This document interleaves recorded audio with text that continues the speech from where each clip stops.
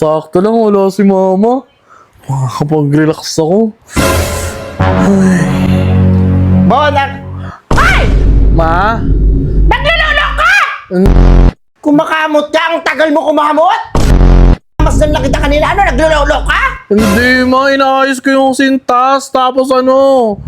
Tapos Yan mga kinamot ko. natututunan mo eh. Oo, nakaayos yung Ang bata-bat! Kumakamot ka? Oo. Kamot ganito! Sa'yo pa ganon? Ano ka nagbibingo? Inaayos ko itong sintas ko. Ginaganong ko. Ay, ano mo kasi. Yung sipir mo nakabukas, dapat paluin ka. Tapos tinatanong kita sa CR. Sinasabi ko, sino tao dyan? Ikaw ba yung Bon? Ano mo sagot mo?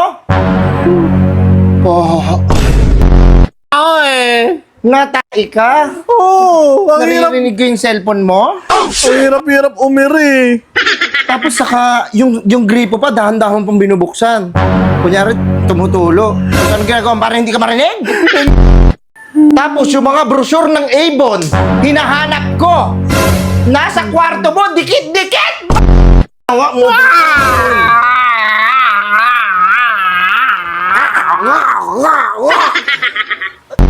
May girlfriend ka na?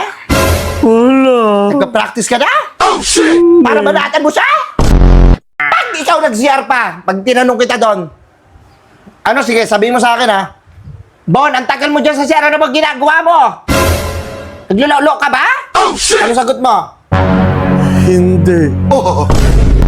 Ba? Ubos na yung boses mo, kakapigil hininga mo.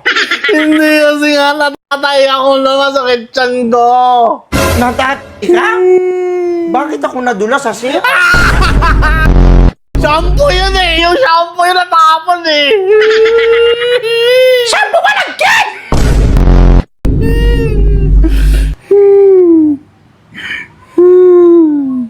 Bastosa ka na bata ka. Mana ka sa ama mo. Ito yan, yung damit mo na yan.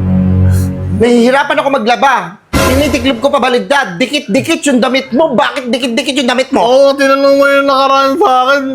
Sabi ko sinisipon ako eh. Sinisipon. Bastos. Alam ko yung mga ganun-ganun na yan. Parang wag mong sabi,